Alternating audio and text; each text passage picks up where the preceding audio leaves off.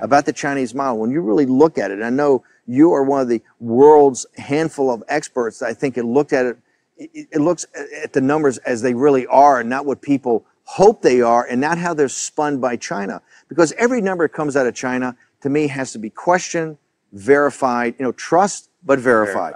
Has to be questioned, verified, and then verified again. You got to get a belt and suspenders. And that's why I think we may be hurtling to another financial crisis driven by this financial model of China that can't withstand, can't stand up on its own. Right. Well, the good news about that is if we're right about China, we're right about their incredible build, their reckless build of credit, coupled with the fact their economy is slowing down, coupled with the size of their banking system, their GDP. If we're right about all those things, the good news is their banks aren't inextricably linked to ours the way that ours were to Europe and Asia's back during our financial crisis. They're not, but you used the word they're reckless.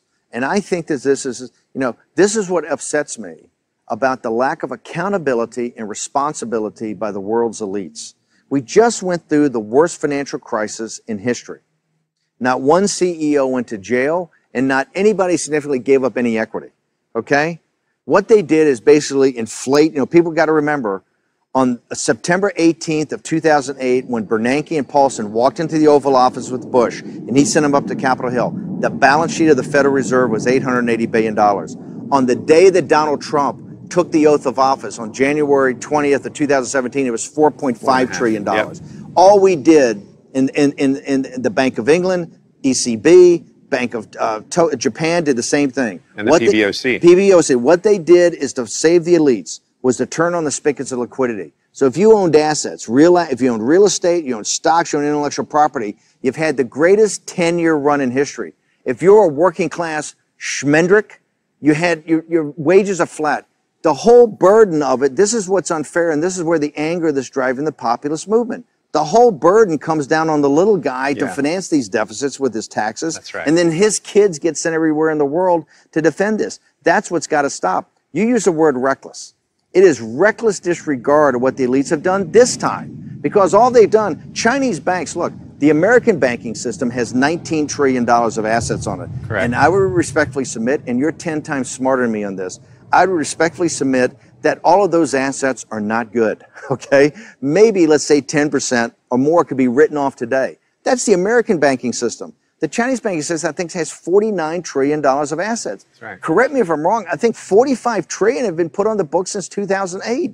This is completely reckless. Now, thank God they're not interconnected through the SWIFT system with the rest of the banks. Or through derivatives. Derivatives. Yeah. And by the way, the reason is, and this is another tell, because none of the investment banks or none of the guys want to say, whoa, we can't hook up with China, right? Because they all stopped themselves from doing it. They all limited their exposure to it because they understand when it implodes, they don't want to be taken down in the first couple of minutes. That being said, those banks are going to implode. Nobody can put those kind of assets on, okay, and have a great banking system. Yeah. This is a total and complete sham. And in The Economist, in the Financial Times of London, all the elites, all the conferences they have. You had Richard Haas on this morning on Morning Joe. Richard Haas from the Council of Foreign Relations. And all he's doing is beating up Mike Pence and Donald Trump from Pence's speech last night. You know what he's saying?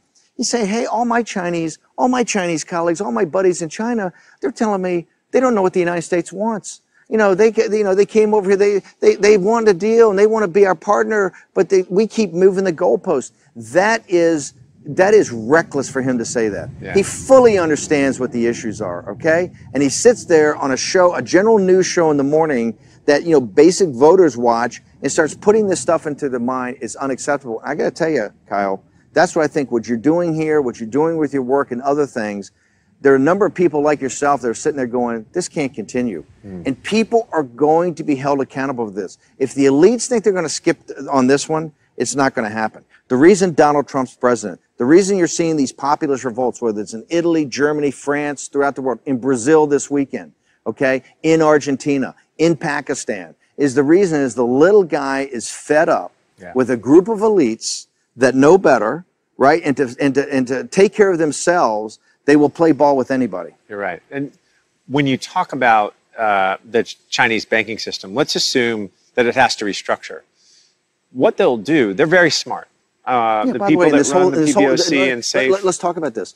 Here's how smart they are. When we went over with Trump's visit, remember, they didn't make any other changes. They weren't going to let us in on anything else after that, except they would open up the finance sector. Says the spider to the fly. Exactly. That's They've my already point. wrecked their financial system. Oh, but we'll and open it up now to, you can invest. Now right? you can invest. Why way, does the world not see this, Steve? The world absolutely sees this. They're starting to see it. Hang on. No, Kyle. The world's Kyle, economists are just starting to see this. No, Kyle. You are much too kind. You're a good man, okay? You've got to call it like it is. It's bullshit.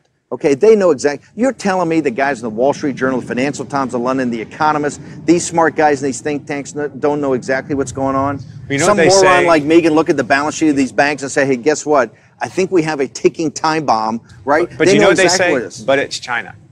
That's what I hear all the time. That's I agree with you, but it's China. So we're going to keep writing what we write. Yeah. That's got to stop. China must be, okay, we cut a deal with them in the late 90s. Remember, you had a spectrum back then of the China cheerleaders, the rational accommodationists, and the hawks. Okay, so let's talk about this. Back in 99, that was the pitch from the appeasers. And people have to understand it's both political parties. This is not about ideology. This is all Democrats and Republicans, okay? Yeah. When they're talking about China, they're just trying to figure out how to get more money in their own pockets. So the cheerleaders said exactly what, hey, it's China.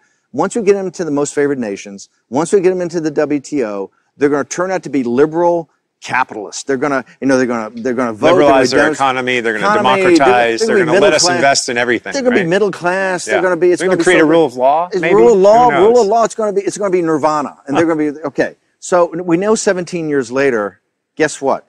They're a totalitarian regime, mercantilist regime. They've got a system that works for them, for the elite, for their regime, and it works well.